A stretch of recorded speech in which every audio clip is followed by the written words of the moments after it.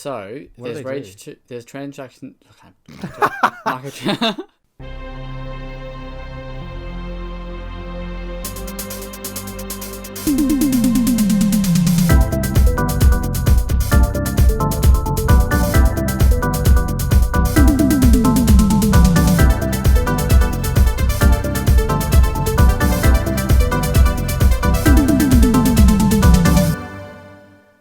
Welcome to the WellPlayed DLC podcast, episode 12, the official podcast of WellPlayed.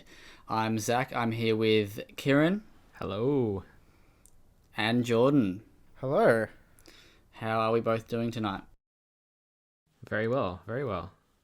Truth be told, I'm a little tired. I haven't been sleeping well, but this isn't a podcast about medical stuff, so we'll just Is leave that it at because Wolfenstein was disappointing? Is that why you Yes, it can't sleep? keeps Keeps me you up up at at night. How did you know? It must be that cat instinct that you guys have. Yep, That that's cat, exactly the it. cat connection.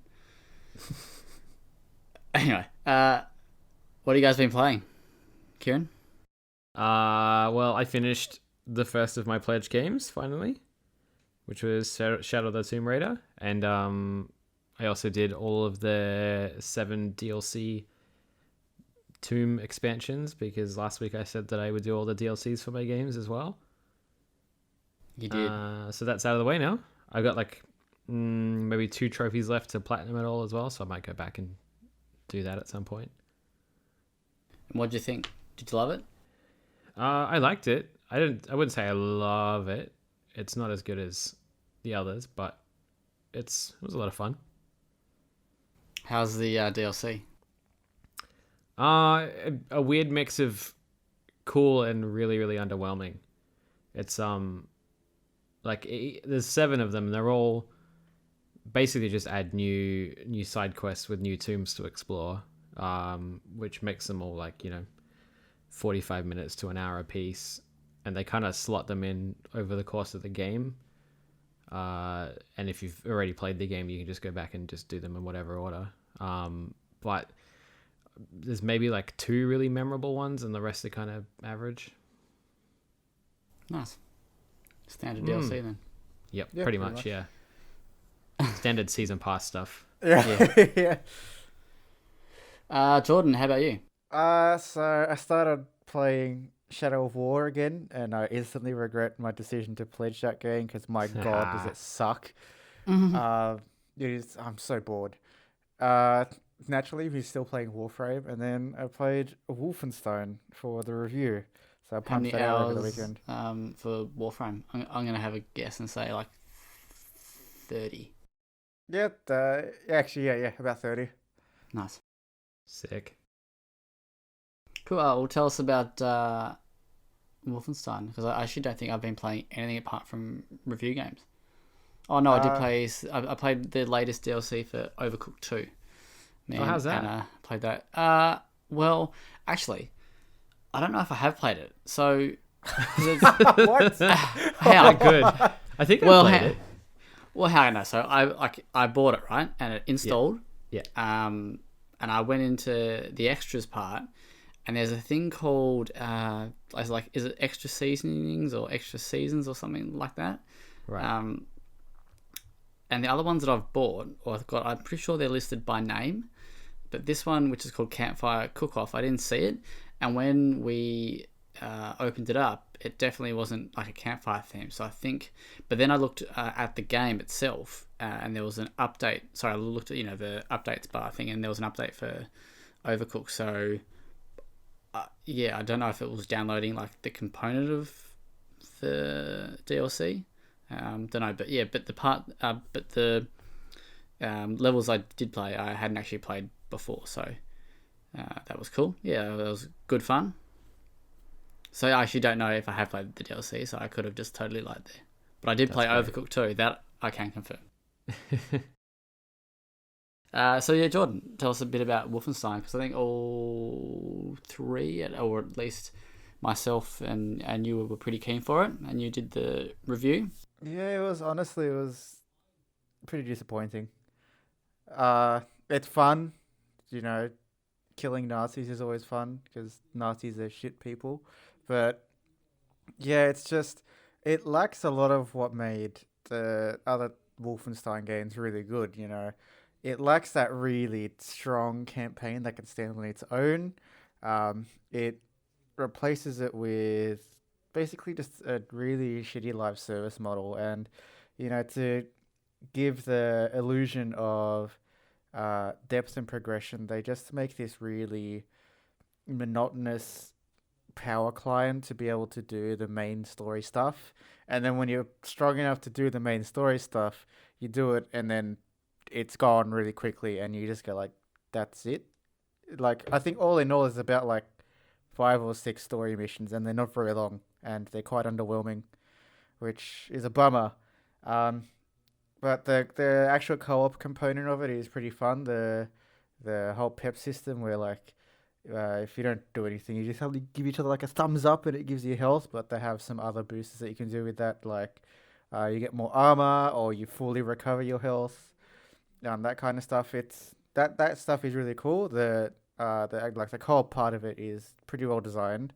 Um, and the level design is really good naturally because it's arcane. It's not the really bad level design of Wolfenstein 2.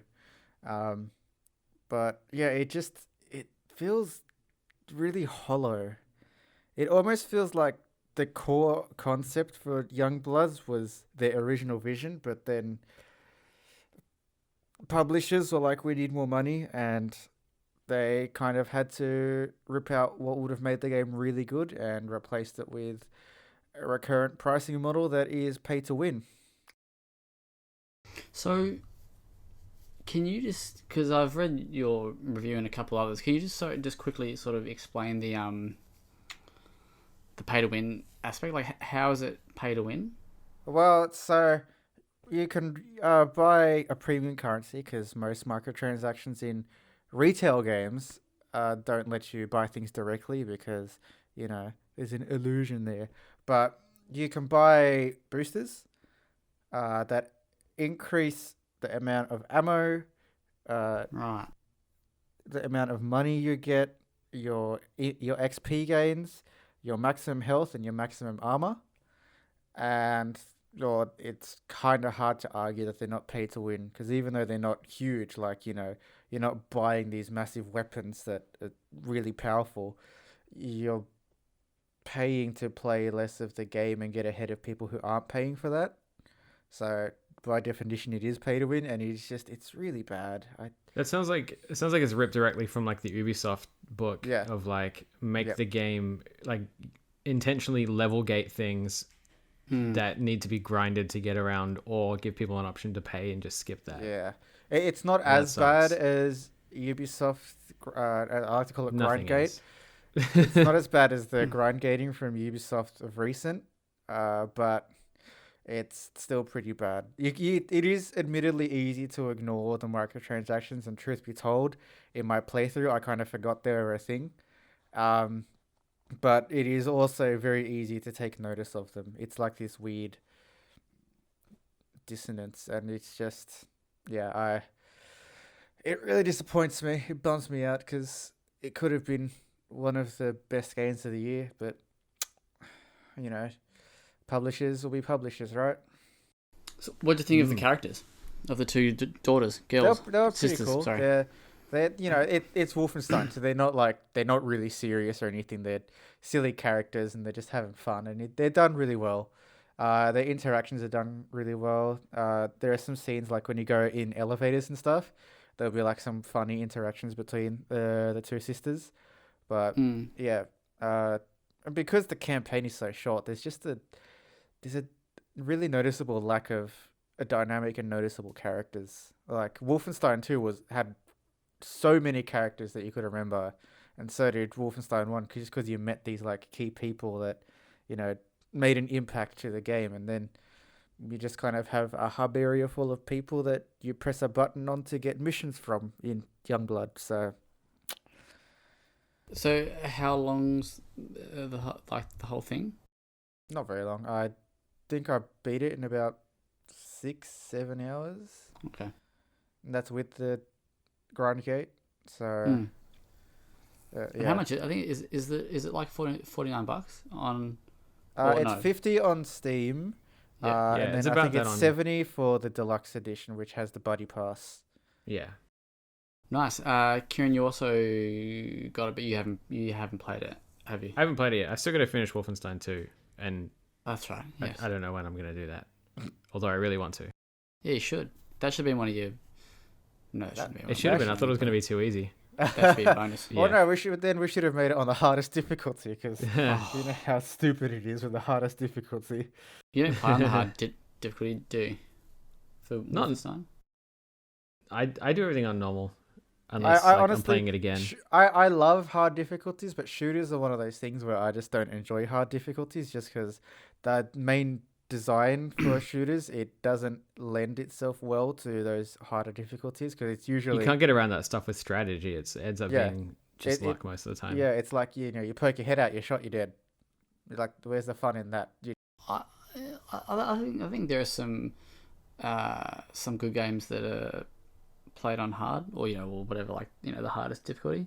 A good example of good hard difficulty would be Doom, because Doom is very much the game is as hard as you make it, because the more you become accustomed to its mobility, the more survivability you have, because the second you stand still, you're gone. The game just like chucks a wall on top of you. I think from memory, I did start that on hard, and then I went back to it, and I was just getting smashed, and I was like, nah, fuck this. So I think I dropped it down to whatever the second highest difficulty is, whether it's normal or not. I'm not too sure. It's hard to concentrate on the game when you're getting smashed. Yeah, well, that happened with Wolfenstein 1 or the New Order. I played on hard all the way through, like whatever it's called, and that was fucking hard, man. Like that final boss, just Yeah, that final boss. That boss rough. was he's in the first one. Yeah. Yeah, that was even on normal difficulty. That was a lot. I think I might have said this before on the podcast, but I probably did it like 100 to 150 times one night. I just couldn't beat him. There was one time, when you get so close, and then the next few times you're so frustrated, so you end up dying like super quickly. Yep. Yeah. So I basically did that, cracked the shit. So I was like, no, this game's fucking bullshit. And then I ended up doing it like the first time the next day. So there you go. And then was it you said you did Wolfenstein 2 on a hard difficulty, Yes. and then you got to So the it was- courtroom, and the courtroom is just absurd. And I was just like, I can't. Yeah. Because I'm enjoying this level, but I'm not enjoying the game at the moment. Yeah. And I was just like, nah, fuck that. So I just had to turn it down. Anyway, yeah. Did you play co-op? I can't remember if you did. Yeah, I think did. I did, yeah. You did. Shout out to our listener, Daniel Markowitz. I was a big DM. Oh, yeah, damn. Yeah, I got to play with Dan. I figured if I was going to play with someone, I'll play with someone that I don't get to play games with very often. So, To me. on the... Have we ever played a game together? No, I don't think we actually have. I think we've played Destiny. No, we never did. No, once. You I always... think we did once. No, we never did. You always, when I You first sure? joined the site, you were like, "Oh, we should play Destiny." I was like, "Yeah, man," and you never played. And I was like, "Okay, I guess he hates me."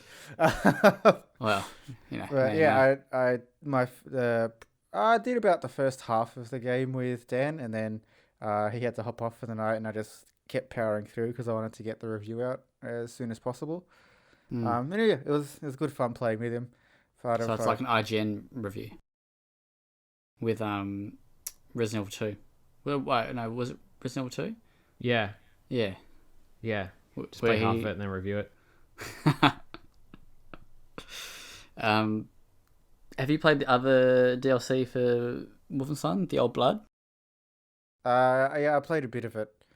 Do you think Youngblood is better than Old Blood? I'd say Old Blood is better just because it's a more direct experience. It doesn't compromise a lot of itself, whereas Youngblood tries too hard to be a live service game and it becomes forgettable.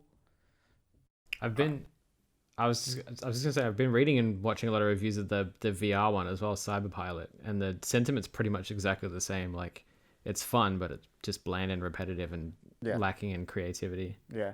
We got our code yesterday for that. Oh yeah. Yeah. So Josh has got it at the moment, but he's been playing Telefrag, which I don't think is great. Look forward to that review. One question for you, Jordan. Do you think Wolfenstein works without BJ?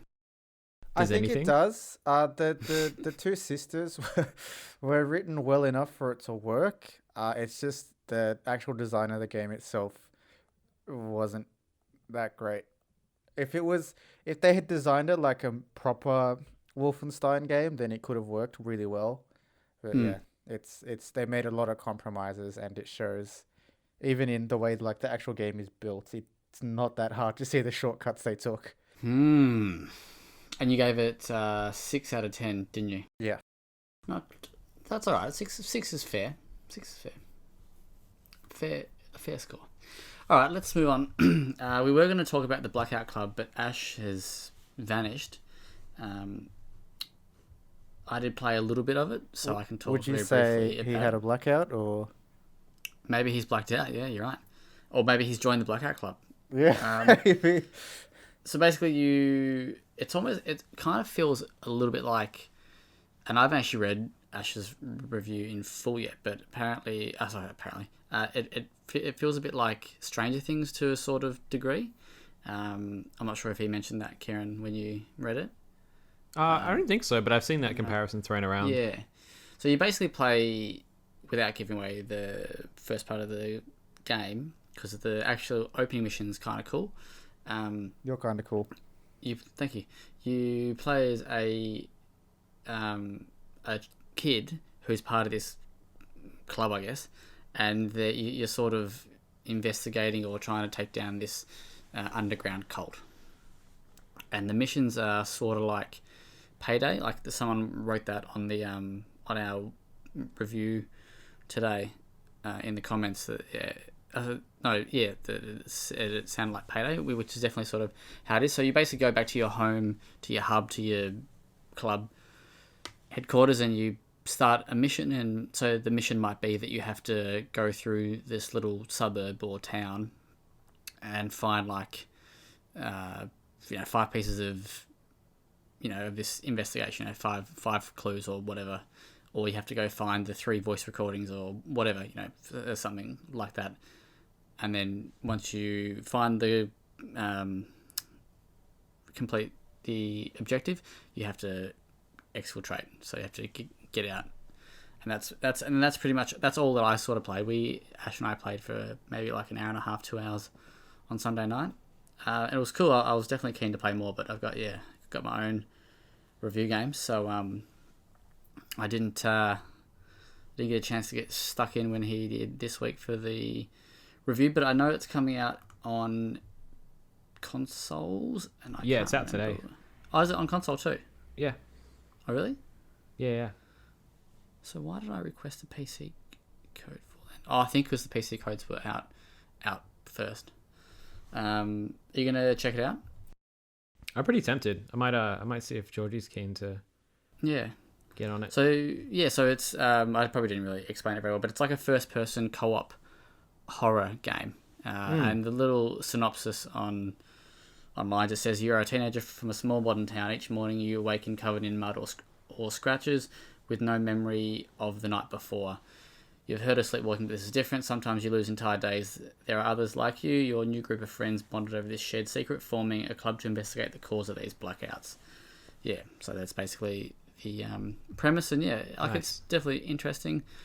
I don't know how sort of grindy and repetitive it gets. But I was definitely... it kind of seems... It reminds me a lot of We Happy Few in that kind of procedural, just go out and do stuff and... Yeah, I mean, the first mission we did was very, very quick. I don't know if that was just simply because it was the first mission. But yeah, it was like go to this house, find, 3 bits of evidence, come back, and then that was it. And it was over in 3 minutes. But yes, and then you also get, chased by this thing, and it's pretty cool. All right, let's talk about the games that were keen for August very, very quickly. And a little Tighten the Jorts segment here. Mm. Jordan, what are you looking forward to this month? You know what? Get back to me. I need to see what's actually coming out this month because I've been a bit flustered of late. True. Didn't you write the list? Or like... Yeah, but just because I document? write the list doesn't He doesn't mean I read take the him list. note. Yeah. Just because I And write didn't you the list. didn't you see the list that everybody submitted? It was all the same games, pretty much. No, I didn't pay attention to that. I hope you read the list, Jordan. All I know I'll know is if you all I don't. know is that Kieran said he's gonna rock my world. So Nice. I am. All right, Kieran, what are you keen for in August? In August. Well, I don't know. It's a pretty quiet month, except for like You the last kidding? week. Yeah, okay, fair. Not fair. Yeah, I'll pay like that. the first 3 weeks is nothing, and then everything in like the final week. So I'm pretty keen for Rad, which is a Double Fine game. So it's our mate Tim Schafer is involved, but it's mostly a guy called Lee Petty who made Stacking, which is one of my favorite Double Fine games. I love Stacking. It's so good. So good.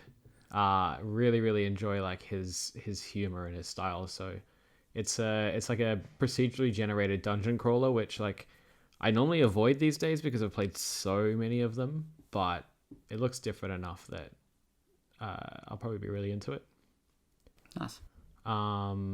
What else have we got? We got Control, which I know you are also keen for. Very keen. Quantum Break 2, pretty much. Yeah, pretty much. Quantum Break rebooted. Quantum Break on consoles that actually sell. Yes, well played. I like that. And then Jordan, I know you're probably also keen for Oninaki. Oh yeah. Did you play? Have you played the demo yet? No, Have you I had a haven't. chance to check I it like out? to go into those things as blind as possible. What even is it? Fair. It's like a action RPG, kind of old schoolish. It's from the same guys that did Lost Sphere and I Am Setsuna. Yeah. Right. Because when I first saw it, I was like, oh, that reminds me of the game Oni on PS2. Right. Well, Oni Just is a 'cause the part name. of the name, so Yeah, that makes sense. That's pretty much the reason why I thought of it. I was like, oh, I remember that game on PS2. But yeah, they're I mean that studio specialty is basically just, taking classic game design, classic JRPG game design and spinning stories about just really like emotional, really heavy stories. better or for worse. pretty cool. But yeah. Well, yeah. Some wins and some losses Yeah. in their track record, but this seems pretty fun. I played the demo a little bit. It seems fairly repetitive, but like it is the very beginning of the game, and they do let you actually continue through to the full game after playing the demo, which is kind of cool. Like the saves carry across. So yeah, fairly keen for that, and very, very excited for Astral Chain at the end of the month, Oh yeah, that game looks so good. which is another one that Jordan's obviously tightened the jorts for. Fuck Being yeah. a Platinum Games joint and being anime tinged futuristic cop drama with aliens and living weapon monsters and shit. Looks dope. I didn't realize it was a Switch exclusive until it was Sure brought is. up in the chat the other day. Yeah, I guess because I'm not really interested in it. it's being published by Nintendo, so it's like a second party. Also, Kieran, I like what you put as coming out on August 11th. So you did read the list. I'm looking at it right now. For people listening, he's written Warframe 2 For what platform? for the Switch. Nice. Nice. That was just to make sure Jordan was reading it. All right, I'll throw a couple in there. There's a game coming out on the 7th of August called Gibbous, a Cthulhu adventure. It's a little sort of point and click game from a Romanian devs. It's sort of like a comedic take on the Cthulhu lore, I guess. I may or may not be reviewing it at the moment. Can I just say, before we no, go you on, cannot. I'm disappointed that it is not called a Cthulhu adventure. So, Yeah. because of that, Well, I'm that not was- interested in it. That was going to be my my You spoiled the tagline. tag. That was one of them. I did have. What are but your I other wasn't- ideas? Give us some more. Oh, that's good. That's very good. That is really good. And let's continue on. And then on the 20... Oh, did I get delayed a week as well? Fuck. So originally, Hunt was set for like the 20th, I think, or the 22nd of August. Right. So Hunt Showdown, the game from the Crytek game that I've played on PC a little bit, which is heaps of fun. But it's also coming out on a day which is August 27th, which is Ancestors, the Humankind Odyssey. That day is fucking you so hard. I know, man. I'm actually surprised that Kieran didn't say Life is Strange 4. I mean, episode 4. Yeah, skip 3. Skip Life is Strange 3. Just go straight to 4. I am keen for that, but that's kind of a given. I have to true. play that. So Ancestors is the new game from the Ubisoft creator, from the Assassin's Creed creator, Patrice. I never can remember his last name. Desolate? Yeah. I was going to say something totally wrong, but I'm glad you jumped in there. So I'm interested to see how that game is, but I read it's like 30 hours though, which could be like massive. I probably won't even finish it. No, I will. I totally will. You'll be preoccupied with platinuming Elex. No, that's next year, mate. Ah, it's next year. I've got all next year to do that. And then on the same on the 27th, there's Wreckfest, which is finally coming to consoles. I actually kind of want to play that. Yeah, well, I've thought about buying it on PC, but I was like, nah, I'll get it on like PS4, which looks kind of cool, which has a bit of Destruction Derby. And about I it. would have played that with you, so too late now. Just get on PS4. Nah, mate, nah, because then I had to pay for PS Plus. So yeah, that was pretty cool. Another game on the 27th, which the artwork here looks, it makes me want to play it. It's the Bard's Tale 4 Director's Cut. I don't even know what it is, but it looks like it could be a point and click game. They're well, actually, I may, unless they've drastically changed genres for the fourth game, they're like isometric RPGs. Okay, so no, I'm probably not going to play that. They're good. They're funny. I think you'd like them. You reckon? All right, maybe I'll give it a look. But yeah, then there's also Control, and then on the 30th we got Blair Witch. As a big horror fan, I'm keen to play that. And then Man of Medan, Medan, which I don't know if. I think Kieran's keen for it. I'm not sure about Jordan. I'm tentatively keen. It could be another hidden agenda. I thought you liked Until Dawn. Yeah. I haven't really heard anything about this game, so I don't know. Oh, you know what really shits me to tears though? Is that when you went to Bandai Namco for that preview session like last year, and they had like a bunch of these games on the console, and they had Man of Medan, and you didn't play it. You didn't tell me to keep an eye out. I did tell you to play it. No, you didn't. I'm gonna go back through our chat history. This I'm argument's gonna been find going it. on for like a year. Yeah, and I'm not gonna ever forget. Because that was when I previewed Soul Calibur. Was it Soul Calibur? Yeah, Soul Calibur. Because it was Previewed it was a at their fighting new game office. over like, you know what a fighting game's going to be, but you played that over Man of Medan. They also had 1111 Memories Retold, which I think I told you to check out as well, and you were like, yeah, nah. Did you? No, yeah, I checked it out. And no, I was still pretty keen for it. It's just when the review came up, I was a bit busy, so I said, give it to someone else. Is there anything else in what month is it? August that you're keen for? Well, obviously Warframe 2 on the Switch. We should play that together. Yeah, that's a great idea. Oh wait, sorry, I don't have to buy a Switch. You know what? If you're gonna make me pay for PS Plus, you're gonna buy a Switch. Seems fair. There's Metal Wolf Chaos XD. That's an old From Software game that was never released in the West. I know little to nothing about it, but it's from Software, so I'll give it a go. That's on August 6th. I'm really keen for Control. I wasn't the biggest fan of Quantum Break. I played a little bit of it, but Love Quantum Break. I'm really keen to give Control a go. And Ononagi and Astral Chain, which we were talking about, I'm really keen for those. I love a good JRPG and a good Platinum game. I still love Nier Automata. One of my faves. Still one of the best. It's still Didn't one you of the tell me best. that you were keen for Bubsy Paws of Fire as well? Yeah, sure. Yeah. There's a game that I haven't never seen, but it's next to it here on the website I'm looking at, Headspun, which looks kind of like might be Kieran's alley, maybe. Add it to Never your heard of list. I think you might even like it. Oh, it's an FMV adventure game. Oh yeah. You know what the best FMV game is? Super Seducer. Oh, God. I still remember they sent me like 3 keys for the first one. I should play it. Wait, first one? Is there a second one? Yeah, mate. Oh, my God. Bloody oath there is. Hope there's a third one too. Then I'll buy like the trilogy remaster of it all. Alright, let's move on to our main discussion topic for the week, which is, interestingly enough, based on the Wolfenstein review, it's about live services. And what?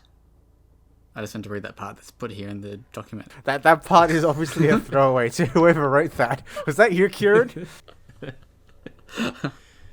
Alright, so let's talk about live services. What do we think about them? Do we like them? Do we hate them? Do we want more of them? Do we want less of them? I'm more of a case by case person when it comes to live service games, because some of my favorite games are live service games, but that's because they're done well and they're designed for that. It's not a case of some games like we've had recently where you got Assassin's Creed Origins.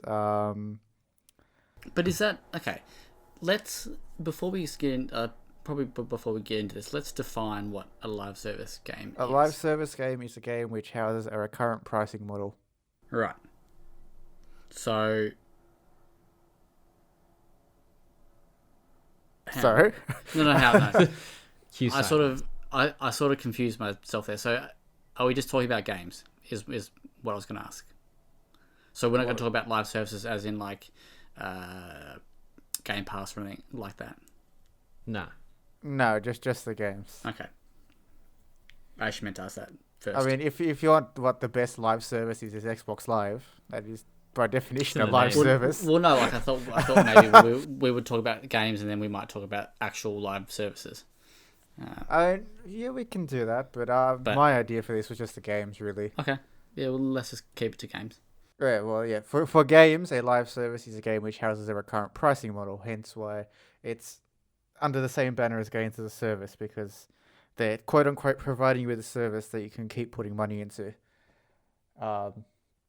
And there are some games where it works really well. A good example of a retail game that does it really well is Monster Hunter, which I stated in my Wolfenstein review. Because in Monster Hunter, I think I put in like 500 hours before I even realized there were microtransactions, because the microtransactions have so little effect and they're so subtle that like the only way to access them is from the main menu. You can't access them when you're in game. You have to do them from the main menu, and that's it. And like it's that. not, and you don't even buy a premium currency. Every microtransaction in that game is a direct purchase, which is cool. But then you have games like Wolfenstein and notably it's Star Wars Battlefront 2 when it originally released. Previously mentioned Shadow of War, where a lot of the design can be compromised and undermined to house those like different monetization mechanics. One of the biggest ones would be loot boxes. FIFA, yeah, there's FIFA for that as well. But FIFA is inherently designed for those, not designed before loot boxes and then broken. Well, that's only maybe one or two modes of FIFA, so it's not all FIFA. Yeah. So it's just if you play the Ultimate Team, which most people do. I play Ultimate Team. I already am the Ultimate Team, Burnley. Oh my god! Is this where you plug your illustrious football career again? Oh, I should do that. That was pretty good. That was pretty good. But yeah, so games, there have been various games that have had a lot of their core design broken. I think one of the biggest examples would have been Shadow of War, where the Nemesis system was just completely broken because of how they brought the Nemesis characters into loot boxes. So they were a loot drop, so they had to have rarity and strength, and so it meant that the nemesis that you could have would die very quickly, and everyone, because it was uh it was so much more diluted, your nemesis was so much more forgettable and stuff like that. And when you take away the nemesis system from a game like Shadow of War, you have another open world action game. You have And Assassin's so Creed. I'd say Assassin's Creed is better, to be honest, but um just because Assassin's Creed has a lot less empty space. But yeah, so and then yeah, there are some games that do live service well. There's a little one you might have never have heard of called Warframe. It's getting a sequel soon on the Switch. Um, but Never heard of it. that does its live service well. I mean, there's the king of live service games, Fortnite. And then there's also World of Warcraft, which kind of birthed it, because all these live service models have kind of been, well, they've been based off of MMOs in general. That's why there was a whole live service push after Destiny launched, really, where every publisher wanted a live service game of that kind, and now every game is a live service game pretty much, and it makes me sad. Yeah. Can't wait for Resident Evil 8 to be live service. You know what? It's funny you say that, because I'd say Capcom are one of the few good people about live services. They're not they're not the best with it, but they have some. Ubisoft are the best. Yeah. I like the way Capcom, like, they'll have microtransactions and shit in their games, and most of the time they'll be really kind of egregious ones, but they don't really take away from anything, and it's like they've just put them there just to see if people buy them. Yeah. Like, they're just like, oh yeah, we'll just sprinkle a couple of these on top, and Like nobody with buys the, it, doesn't matter. Like with the Resident Evil 2 microtransaction, where you can buy all the unlockables. Yeah, exactly. It's like, oh yeah, here it is.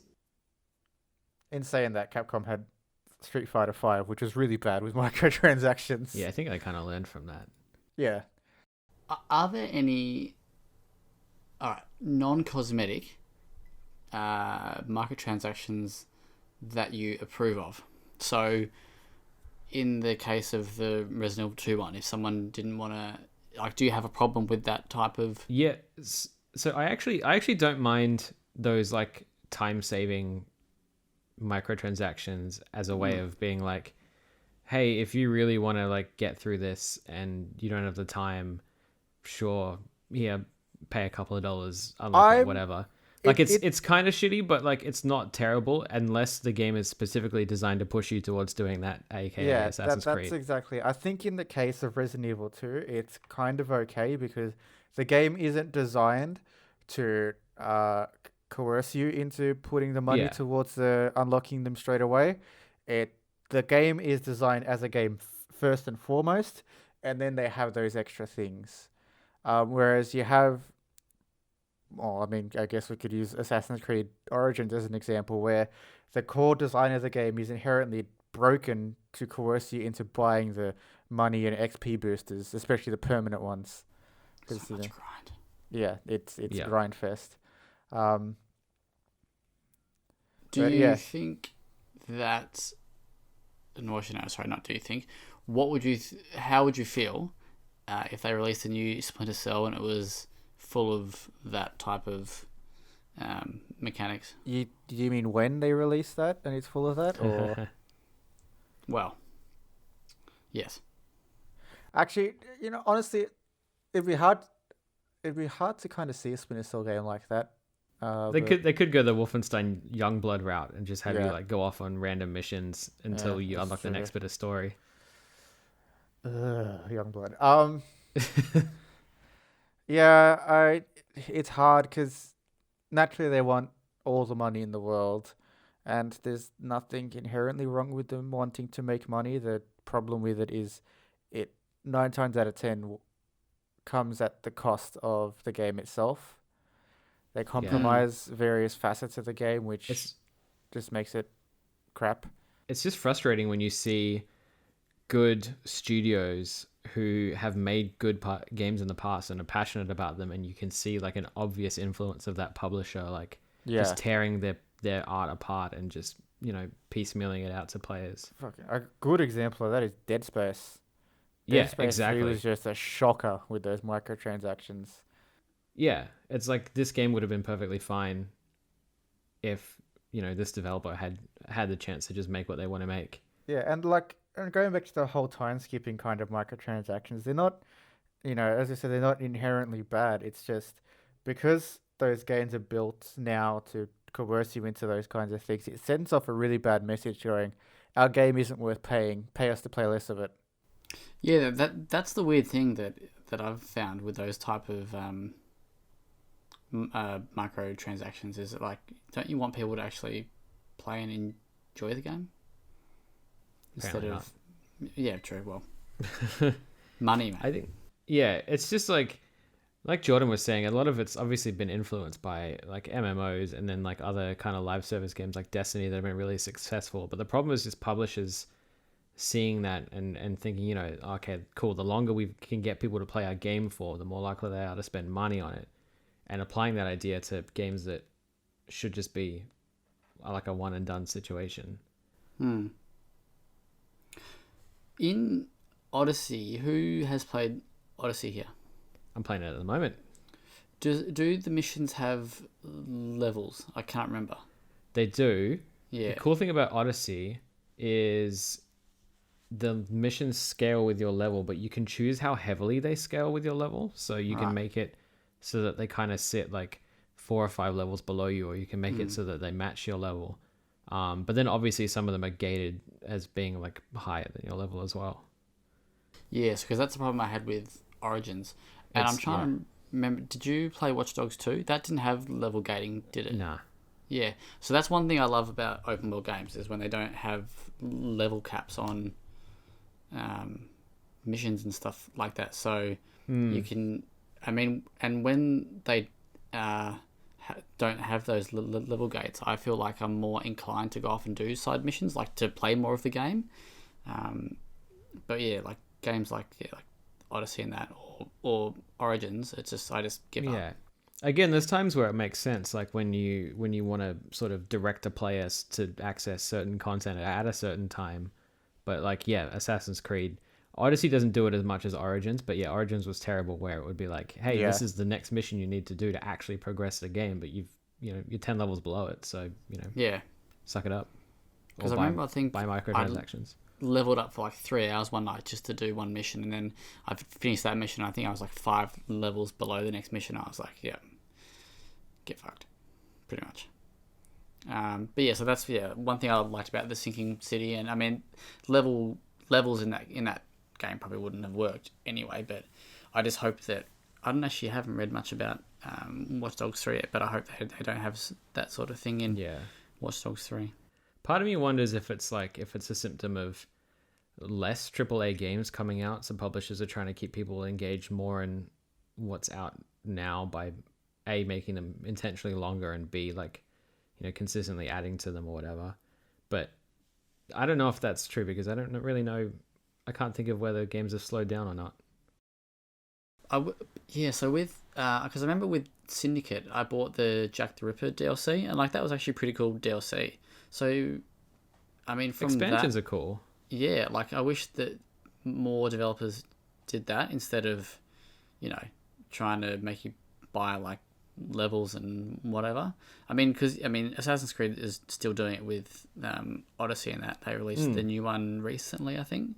Yeah, the Fates of Atlantis. Yeah, I think they finished releasing those now. Yeah, I think it's like the last episode. And all of them look cool from memory. I can't actually remember off the top of my head. Yeah, I'm keen to play them. Yes, I think Ubi gave me like the Super Deluxe Edition, whatever that is. So yeah, I'm definitely keen to check them out. But I like how like with Dishonored, with the first Dishonored, how the main game was the main game, And then they did like, I reckon, the best season pass I've ever played, like that DLC. Sorry, best DLC. Sorry, I never played it. that was awesome. Yes, like, and I would, if they made more DLC for that, I'd definitely go back and play it, or would have bought it at the time. So, Do you think games would be better if everyone just went back to making proper expansions? yeah, I reckon, and I don't have a problem with that. And where some people, maybe from like a live service model like Destiny, they think that they cut stuff out to then resell it again later. But I reckon sometimes like it works fine. Like with Dishonored, for example, because you got to play one of the DLCs was from I can't remember the guy's name, but the bad guy. Mm. Yeah, it was a couple of hours, 3 hours long or something, 4 hours long. Yeah, it was just really cool. But yeah, that's the question that everybody sort of asks is that, did they cut this from the original game and blah blah blah blah blah. Yeah, I think there's a place in every sort of genre of game for different service models like that. But the big problem is just publishers looking at a game before it's even gestating and being like, how do we make money out of this? Yeah, definitely. Do you think the main this is probably a question for both of you. Do you think the main how do I phrase this question? Not catalyst is the wrong word, but like the main catalyst for those sorts of microtransactions is like level gating in like RPG games. Like, do you find that only those type of level systems have these egregious models? I'd say it's the place where they're probably the least welcome. Because it feels like that's the easiest place for them to do it. Yeah. Yeah. Well, it's kind of like back in the day, like on the PS1, like developers would pad out their RPGs with level grinding just to make them longer. Yeah. Which at the time, I guess, kind of made sense because they didn't have much else to work with. But it's like that mechanics come back as just a way to make money. See, I think the more egregious part about the mechanic coming back is back then a lot of the developers would kind of give context to why there was such a gradual power climb in that sense. Whereas now it's just the game working against you, and not to throw any developers or designers under a bus, but if a game is working against the player, the design is failing. That's it. And back then as well, it was actually more about giving value to the player, because it was like, you're going to spend, at the time it would have been like, $120 to $150 in game. You probably want a good amount of gameplay out of it. But now it's obviously to the detriment, to the point where they're like, well, if you want to skip it, just give us money.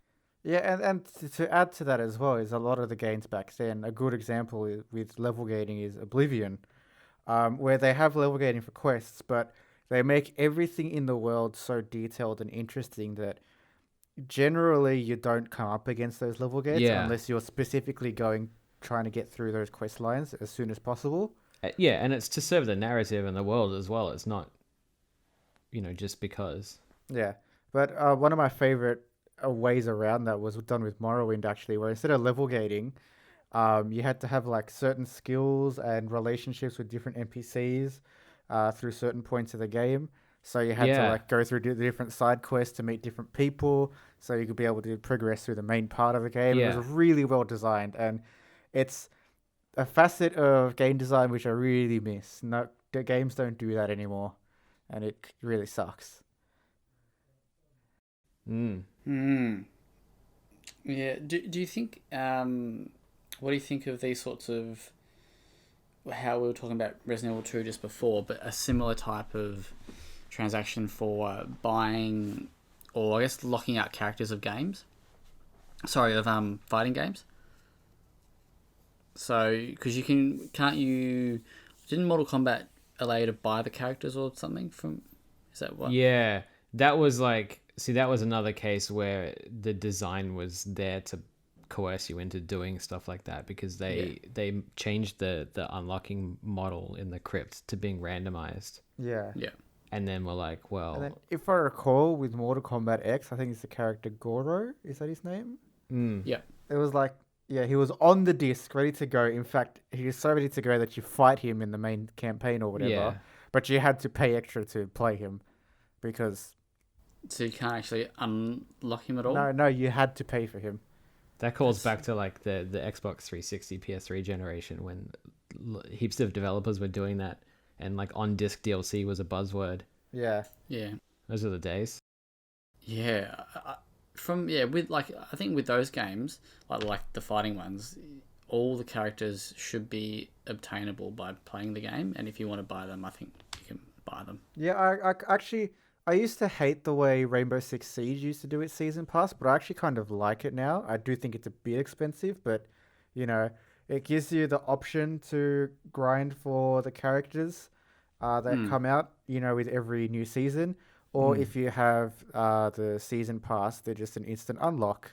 I think that's a really nice way to do it. You know, Well, it's like the Division 2 as well is like that, where you know all the content is free if you wait, but if you buy the season pass, you get it a week early. So it's kind of like if you want to spend the money, like you're an idiot, but you can do it, and it doesn't impact you, or it like doesn't impact anyone else negatively. Well, I think in the sense of the Division, it can impact people negatively because there'll be people that are far ahead of you in the power climb, which can be bad for places like the Dark Zone. I suppose that's another way to get people to spend money is FOMO. Yeah, exactly. But things like Rainbow Six Siege, where every character is built to be able to stand on their own, it's not as bad. But the only problem with Siege is, once again, the grind is so long that it coerces you into actually paying for the characters. Because I'm pretty sure with year 2 or 3, they actually updated all the operators to cost significantly more, which is a bummer, but Nice. yeah. All right, so we would say that you reckon Ubi and EA and maybe someone else are probably the worst at this sort of stuff. Warner. Warner are okay, really Warner. bad with it. Yeah.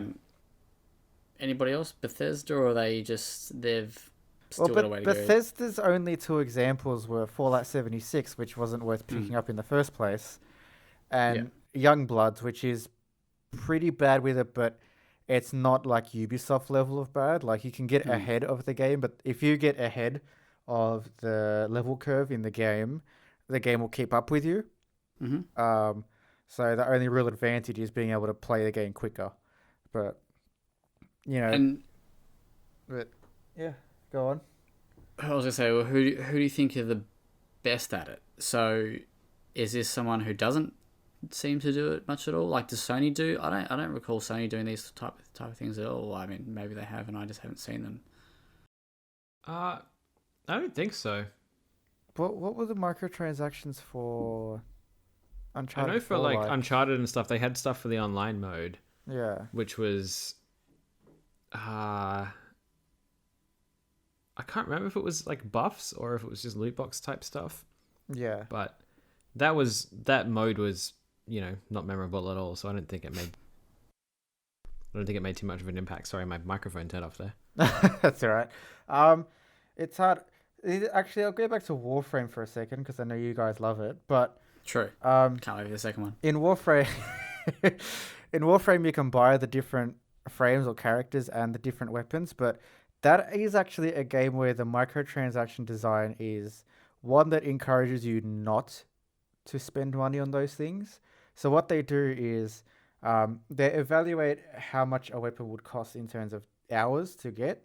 And it isn't that bad, honestly. Most weapons you can get within 10, 20 minutes of play, even the frames. Then it's not that bad. But what they do is if you want to buy them with their premium currency, you can.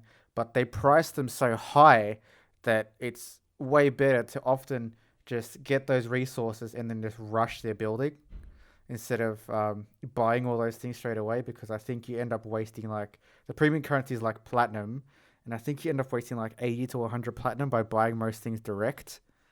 So they make things more expensive to entice you to actually play the game, but the option is there should you want it. Nice. Yeah, I mean, I think there's probably quite a few examples of games that have done things to keep their player base, well after launch without monetizing them. But those are much fewer than the other case. But I honestly think Monster Hunter might be a case of that where you just don't know they're trying to monetize the entire game. It's great. And they just chuck out free updates all the time. So good. Yeah. Okay, one final question on live services before we move on. Are this sort of models, how much are they the future of gaming, do you think? Or do you reckon we'll see that they will sort of, I guess, implode maybe, and then, and we'll start to move away from them? I reckon it'll like implode, it'll collapse. It's just it's the way the AAA industry has really gotten now is where they just they don't want some of your money, they want all of it. And because all these different publishers are trying to make the same thing, it'll just get to a point where no one wants to buy any of the things because they're all the same. And so it'll just kind of fall in on itself, which will be an interesting thing to see. It might I think spur a lot of indie developers to really, really push things. Yeah, I think like an optimistic attitude would be to say that game services like Game Pass and things like that will alleviate some of the problem because they'll create a different revenue stream. Yeah. Because a lot of this is obviously just about creating a revenue stream from games because they're so expensive to develop. So I think if the retail model changes, then obviously the monetization, habits will change. Yeah. Hopefully. Ultimately it's up to the price of entry, because if you guys were given Warframe but it was a $100 game, you would think it's really poorly designed because of all the microtransactions in it. But the second you remove that price of entry, the microtransactions really don't seem so bad, because the company has to make their money and it's obviously the best way to do it. But it's just the attitude of going, you have paid us money so you can play this product, pay us more so you can keep playing it. Yeah, I actually don't have a problem with them too much in free-to-play games. It depends on the design. Free-to-play games where it is obviously pay to win, it's annoying. But there are a lot of free-to-play games that do it well. Fortnite is a good example where the monetization is really good. Did you ever play Blacklight Retribution? No. Okay. Well, that ends that. I'll give you an example. So no. So that was I think it was one of the launch. That PS4 was early games. PS4 days. Yeah. I remember it was free to play, and I used to really love it. I think I can't remember what you used to buy, but I know I spent not like a lot of money, maybe like $50-$60 on it. That is far less than I spent on Warframe. Yeah, no, but I can't remember what I used to buy, but I believe it was definitely pay to win. Yeah. Which I was like, nah, I'm winning, so it's all good. It's the only way that I could win. All right, let's move on to, unless you've got any more thoughts on live services. They suck. Yeah. 9 times out of 10 they suck. 9 times out of 10. Well, we'll get into some news. Probably one of the biggest bits of news in the last week, at least from a local perspective, was the closure of Defiant Games. This makes me really sad. Yeah, so Defiant Development were the developers. That confused me. Were the developers of the Hand of Fate series, which is I actually never played it, but it looks like a card game from the screenshots. It's a really cool. It's like a genre blended game. So, you play the cards, and it kind of gives you your scenarios, and then when you put into an action sequence, you actually control characters and go through combat. And the scenarios are cool because it's all about it's choice driven. So, you map out your movements, you make certain decisions that make certain outcomes, and you just try to get the best outcome for different scenarios. And it's a really cool game. It's one of my favorites actually. It's so fun. And yeah, it's really sad to see them closing down. I was hoping to see more games like that from them. It was definitely a surprise. I know that Tegan, one of our former writers, she actually was a big fan of Hand of Fate. Yeah, and it's Hand of Fate was a really successful series. Yeah, I think I read that the first one sold like 400,000 copies or something. Yeah. Which was very, very cool.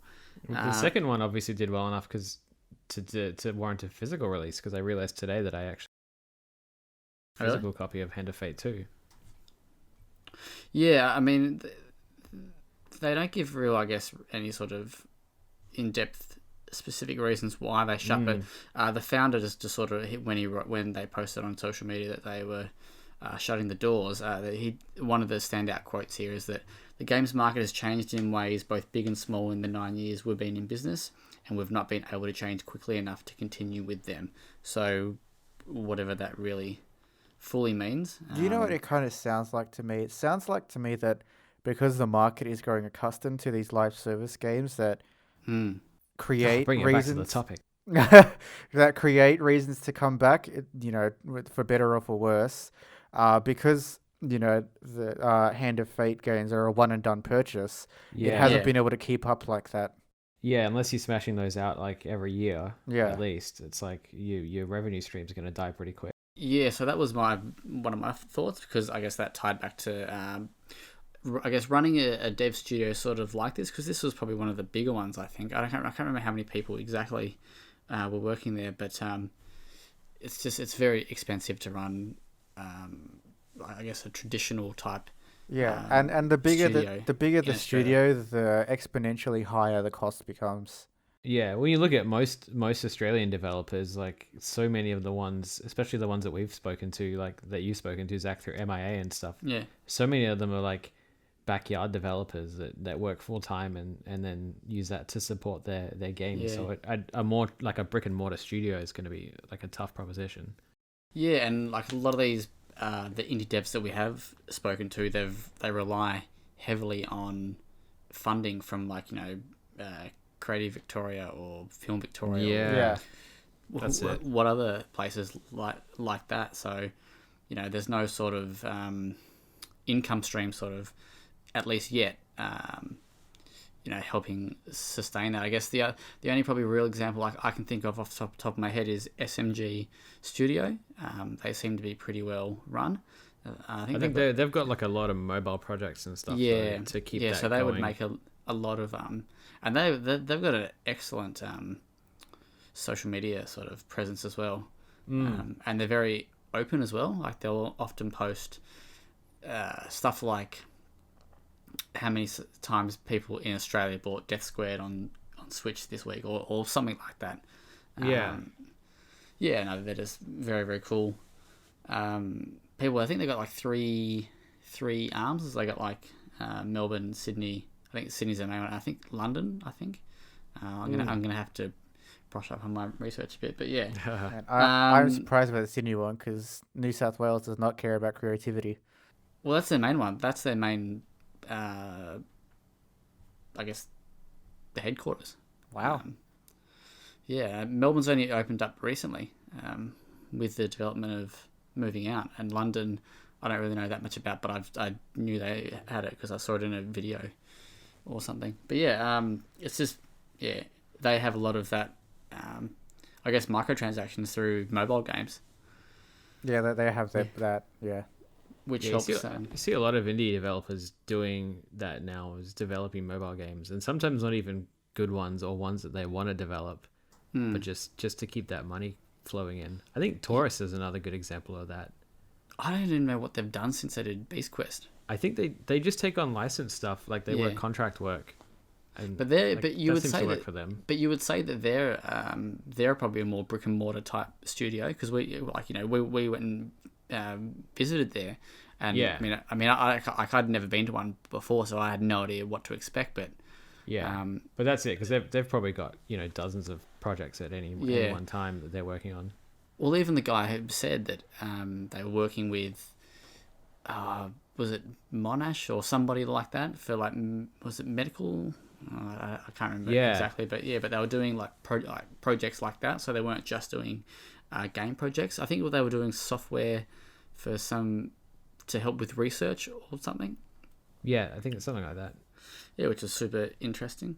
But yeah, another one, the Voxel agents, who did Gardens Between, they released, they posted an update saying that they're going to do a new update for their mobile game, the Train Conductor one, Train World or whatever it's called. So maybe they're trying to, get a little financial boost from that.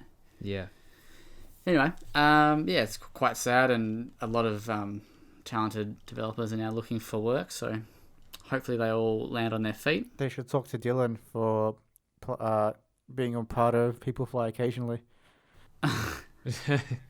Actually, the other thing that they spoke about or revealed in the when they announced their closure, that they gave everyone a look at the project that they were working on, which was called a world in my attic. I conveniently left out the word attic in my article. Did any of you guys watch this? I actually didn't watch it. I should have. It looks kind of cool, but I don't really know what's sort of going on or it probably doesn't look like a game that's for me, but yeah, it definitely looks pretty cool. It's a bit sad that it'll never see the light of day. Yeah, it sucks. Yeah, and other news, I'll say this one just because it's up here. I haven't put it in the thing yet, but there's a report came out today that Hitman 3 is currently in development and it might be episodic again.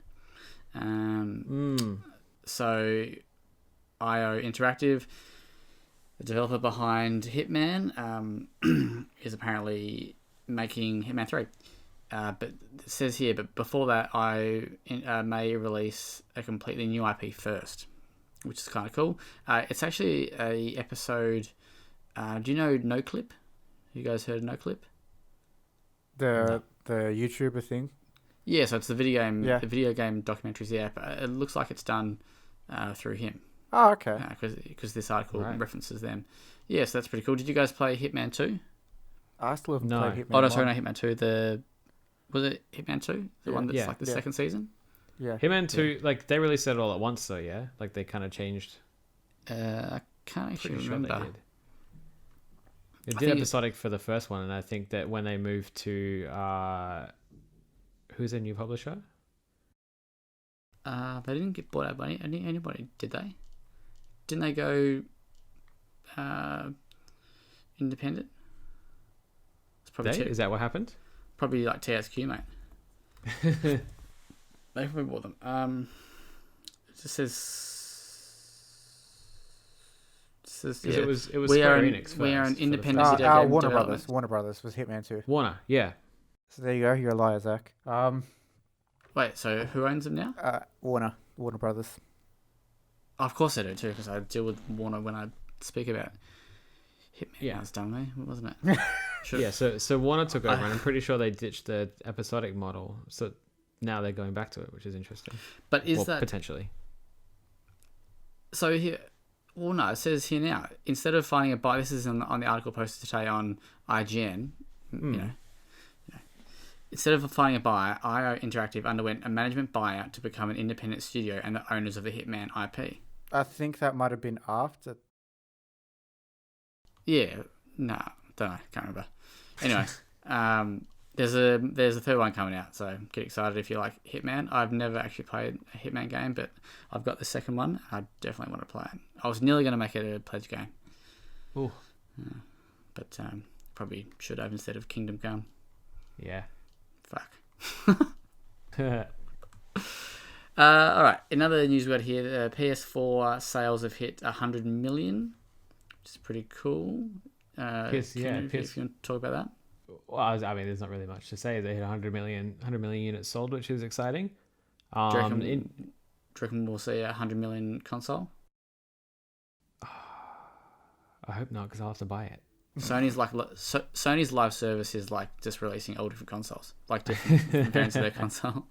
Pretty much. No, but I guess like the more interesting thing is the Switch, because Nintendo also released some more info, some updated info about their lifetime console sales. and that's at 37 million roughly. And when did that come out? Is that 2 years? Just over 2 years ago. So if the Switch had been out the same amount of time as the PS4, it would have outsold it by 20 to 40 million units, which is pretty impressive. It is very impressive. Especially when you consider they've got a new SKU on the way and an updated version of the current one on the way. That should give them a bit of a boost as well, and they've still got quite a few big titles to come too. So it's pretty impressive. How? Because Xbox haven't released their total sales for the One, have they? Do you think the Switch has sold more than the One? Probably, surely the One sold more than. I think the Switch is coming up on it. Yeah. I feel like I could be off base and just misremembering, but I feel like last year they were at about 40 mil. Wow. That's a long way off, isn't it? Yeah. Here we go. When is this from? June 1st, 2019. They were at 42 million units. In the 7 years. Since Fuck. Jesus. Compared to the Switch's 2. Wow, The Switch isn't even 2. The Switch is 1.5. That's a smashing. Nah, this was March 17, so 2017. What do you think of? 2.5. Sorry, what do you think of? Why do you think is the Switch has sold like so well? Like is it the portability? I think it's just because it offers things that the other consoles can't. Yeah, I think Nintendo did the smart thing, and they looked at all the success that they had with other consoles, and they looked at the failings they had with other consoles, and they were like, let's just throw everything in. And that worked. So you reckon if everything game-wise had been the same, but it wasn't portable, so let's just say GameCube 2. So if it didn't have Zelda? No, so if it did have Zelda. No, so the games are the same, but it was just a home console? Yeah. Yeah, do you reckon how far off the current Switch sales do you reckon it would be? I think it still would have. The software's pushed it an immense amount, but I think it would still be less because there are a lot of people that I know that don't use the Switch at home. You got to remember there was a period where Breath of the Wild on the Switch had a higher adoption rate than the Switch itself. Than the console, yeah. So, yeah, it definitely would still be going strong. I think that maybe not as strong. Love the GameCube. I'd buy a GameCube. GameCube is a great console. I would buy a GameCube too. Well, there you go. Let's just make it. You should crowdfund it. We should. It'll be on Let's speed. crowdfund the GameCube too. Yeah. Done. Ouya Cube too. So in other news we got here. So Ash was meant to talk about his Doom rant that he posted, but we'll just go through one of them. But Bethesda surprise re-released the original Doom trilogy. Was it on the weekend, like on Friday or something, or Saturday? Something like that, yeah. But apparently they also secretly took Doom 1 and 2 off of backwards compatibility for the Xbox. So how does that make you guys feel? Like, is that okay? Like, are they okay to do that? I think it's a pretty they're within their right to do it, but it's a shitty way to do it. Yeah. I think if there was like a marked difference in the ones that they're selling now versus the ones that they were selling before, it would be okay. Yeah, if they had sold the re-releases as a package that came at a discount, then it wouldn't have been so bad. But yeah. But yeah, the fact that they were brazen enough to just take them off the service, and if you look at Ash's article, they left in assets from the Xbox Live Arcade, like backwards compatible release in the new version. It's pretty shitty. Yeah. I mean, I haven't played the Doom series for ages, and I was like, oh, maybe I might pick it up, but it'll just go into my digital backlog. But so the best news about the re-release is on the Switch. So, Doom on the Switch again. Yeah. Just quickly going back to live service things, are you? Because did Rage have any microtransactions? I don't remember. I don't think so. See, Rage 2 kind of is, I guess you could classify it as a live service game because they do like the whole weekly challenge thing, and they've got like a roadmap for consistent updates and stuff, but it's all free. There Yeah, are so- microtransactions in Rage 2. There are? Yes. All right. So What do there's they Rage do? 2. There's transaction. Okay. Microtransactions in Rage 2, and now in Wolfenstein Youngblood. Are you concerned for Doom Eternal? I am, yeah. What's in the name? They want that game to go forever. Yeah. True. I think it's inevitable that we'll have microtransactions because they're focusing on the PvP a bit more this time as well. Right. Damn. Dang. Whoa. That's scary. That's- The other little bit of news here that I thought I'd throw in and talk about, because I know that you two are big fans of The Order, and I know you're deeply upset by this news. But Sucker Punch writer Jordan Not me. Garcia, Garcia. Jordan Lemos, who's actually writing Ghost of Tsushima. He revealed that a sequel to The Order 1886 was in production on a podcast earlier last week or this week, and this is his quote from the podcast. Last I heard, they were actually doing a second one, so I don't know if they were already in. I don't know if they were already in development at that point. So they were like, well, okay, that quote doesn't make any sense. Anyway, but yeah, he basically says that one's in development, and then he actually backtracked a little bit later, saying that he knows nothing about a sequel. It was just based on stories about an interview with the actual creative director from Ready at Dawn, Rue Rasuria. So yeah, that was, I saw like it sort of popped up, and I was like, like my heart sort of stopped. I was like, oh, this is actually gonna be like real. And then the next time I looked at it, it was like, nah, not happening. Bit anticlimactic, Pretty much. like the game. Can't. Wait, you were walking into that one. You did. I know. But the final article here from, the final paragraph from Push Square. What does it say? It's hardly a surprise, really. There were likable things about the PlayStation 4 exclusives lore, but the project clearly invested too much effort in the wrong areas. Could there be a much greater sequel that does the series intriguing universal justice? Absolutely, but the likelihood of it happening, as disappointing as it may be, is practically nil. It's probably time for enthusiasts such as you two to move on from Sir Galahad and his gang. This series is over. Do you feel bad that you've spent more time thinking about The Order than they did making it? I reckon I could actually have my own like sub podcast just based on like The Order. The Order and Trial. Yeah, I'm pretty devo. I do hope that Sony just gives it one more chance. They'll make it 'Cause I reckon, live service game. oh man, that would imagine that. Imagine if it just turned into like a multiplayer, live free to play multiplayer live service full of microtransactions. No, you can buy boosters that'll actually add gameplay. Oh, we should just end the podcast right now. Yeah, I don't know. I can't see one happening, unfortunately. Nah, put it to bed. Put a bullet in it. Yeah, and it's actually Did you just say put a bullet in it? this game was one of the reasons when we did our Bring Out Your Dead IPs. I didn't want to talk about PS4 games because this would upset me too much. Aw. Yeah, I'm just looking at Galahad now. He looks so just beautiful. Anyway, so I don't think there's any other news that we want to talk about. Is there? There's some Blair Witch gameplay that includes a dog. If anyone wants to check it out. Yeah.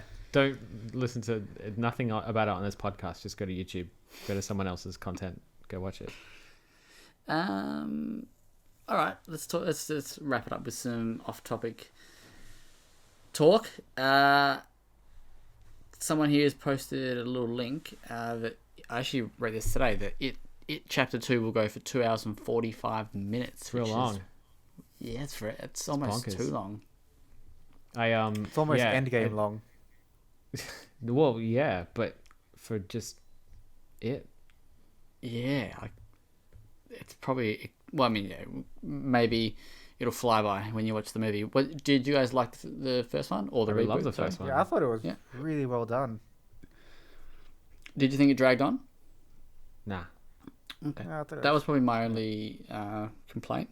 Oh well, you'll hate this one. Yeah, I was going to say that. I liked the first one. I just thought it maybe went for like 10, 15 minutes too long.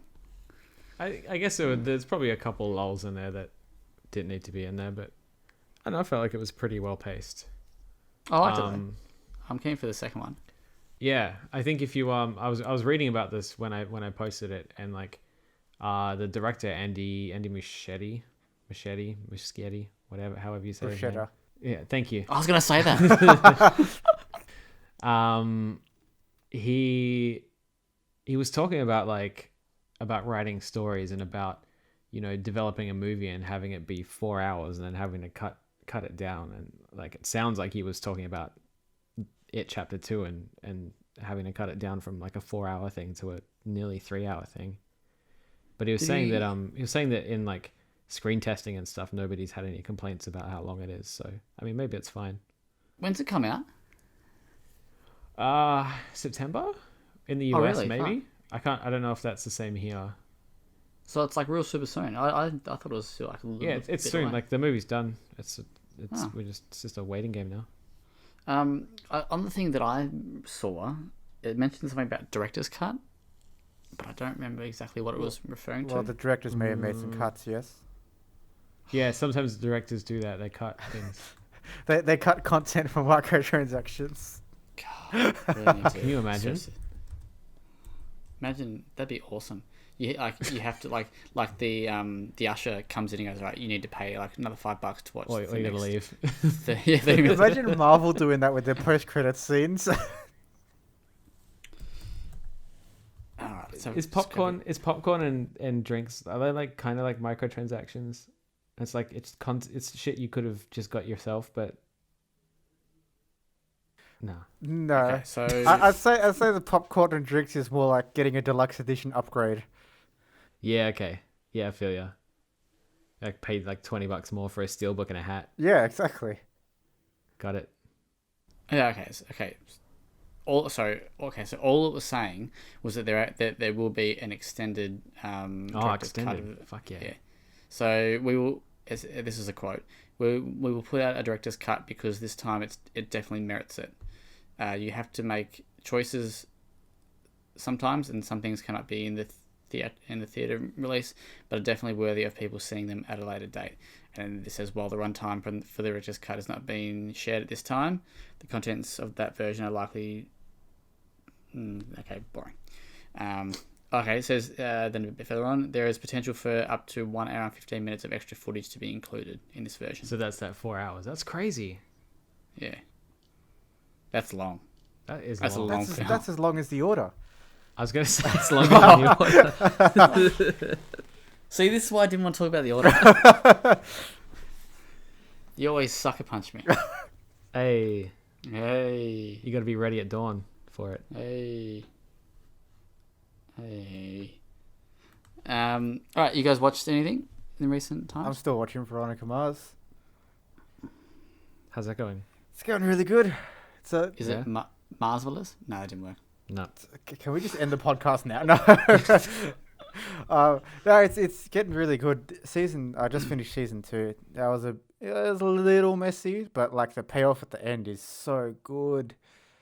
I can't believe I can't believe you didn't watch that show because I was 7 when it came out. But still, it's so good. I'm really keen to finish it so I can watch the new season that's come out. Is it better Nice. than Forgetting Sarah Marshall? There's two very different styles.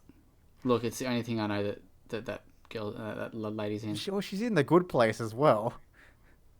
I don't know what And that she's is. in that crossover, Veronica Marshall. Forgetting Sarah Mars. Yes to all of them. Kieran, have you seen anything? Watched anything? I've never watched anything. No, I don't think I have. I've been watching a lot of compilations of Whose Line Is It Anyway on YouTube. Oh, man, I've got all those episodes. Nice. They're awesome. Yeah. I assume it's the old one, yeah, not the. Well, it's compilations of both, but old one's definitely better. Yeah. But So- it's like it's my go-to dinner watch at the moment. Have you been able to figure Yeah. out whose line it was anyway? It was. Yeah, shut up. What's your favorite game that they play? Scenes from a Hat. Yes. Yeah, that's always good. Yeah, that's always good. Yeah. I always used to like the one where who's the tall guy again?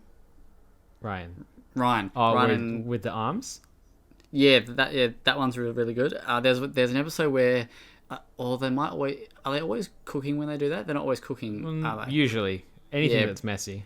Yeah, and they're super funny. But I also love the one where Ryan and Colin are the like the selling that like compilation CD. Oh yes, yes. Yeah, those are good.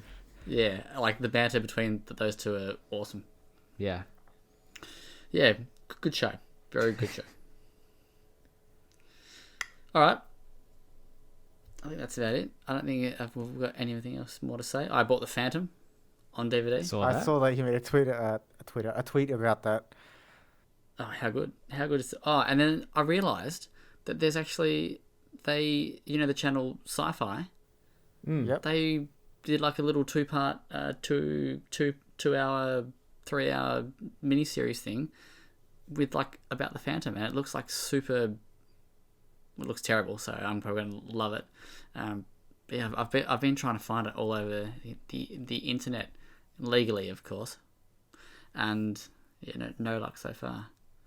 But I'm keen to watch that. I actually didn't realize. Did you know that a lot of the Phantom, the movie, like with Billy Zane, was actually filmed in Brisbane? I didn't know that. Yeah. I didn't care either.